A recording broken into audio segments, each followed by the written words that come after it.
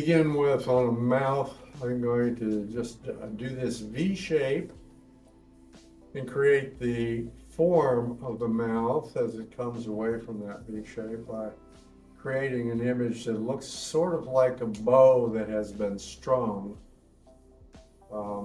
And that might help you visualize what these shapes are supposed to look like when we finish them out. Okay, so between the lips, we've got the same shape, except that it's flatter. So we'll have this come in low, and we'll have a slight curve as it comes into the mouth there. Of course, the upward turn at the end. So this has a very rhythmic look to it. It's really quite a beautiful shape. Depending on your model, it's just the lower lip, it's actually going to be a little bit wider, generically speaking, and a little bit shorter, wider on the bottom, and a little bit shorter as it comes up here to meet the upper lip. Again, the upper lip is maybe a little bit, just depends on your model. You have to look at that carefully. This, I'm going to reduce this depth of that V shape. And with charcoal, I'm going to adjust that. Now, light coming again from the upper left. We're going to light this thing, or the entire lip will fall a little bit into shadow. Now, it's a rounded shape, so the upper part of the lip is going to be a little bit lighter than the bottom part, of course. The crease between the lips is going to be the darkest part, so we'll deepen that. Again, coming back to that ever important part of putting core shadow, reflected light, we're actually going to create a little bit of this. So it'll be deeper. This is a slight reflected light. It might get a little bit deeper as it comes in, folds into that area. It's actually going to have a cast shadow, a little bit of a cast shadow, perhaps over the right side because the light's coming from the left. So that will be deeper than the reflected light. It's going to be, there's going to be a shadow underneath. I'm going to finish creating this shadow, the core shadow reflected light on this side. It may be deeper, the lips may peak a little bit right at that position.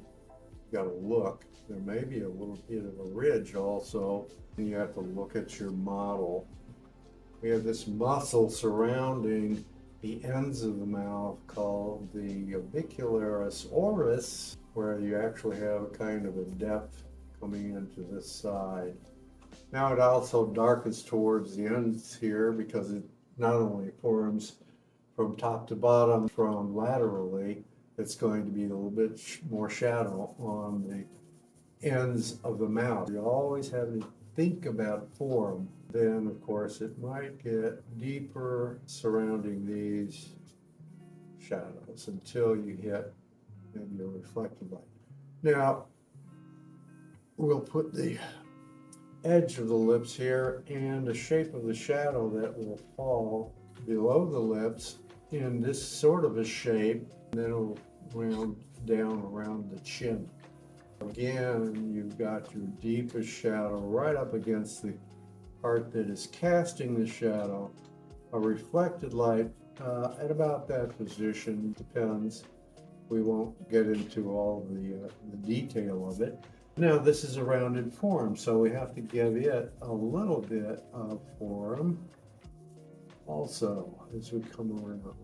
So this will be a little bit darker on both sides. To suggest the form, we're going to give this a little bit of shadow around the ends of the mouth. We'll deepen it so that you see how those forms actually work. This is simply generic stuff. It's going to be more shadow as you come away from the lip. It's going to be deeper here because of this generic turn of the lips. Here it sticks out a little bit deeper at the bottom. It creates a shadow that will continue down the sides of the mouth and will become more diffused as it comes away. This will be a softer turn as it comes around the chin. You'll actually have a little bit of an indentation coming down the philtrum and the catch light, especially because it turns slightly upward. You'll have a little bit of shape that's caused by, again, the light coming across here, across the philtrum, across the edge of the shadow of the nose. It might even strike over here on the lips themselves, and the shape of the nose coming down, meeting the septum, the flares of the nostril and so forth.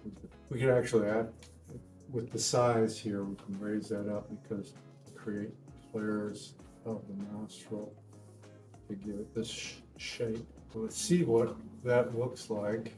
We're going to promptly switch to creating the entire face here and the proportions of it, so we see how those things fit together. Let's do a face.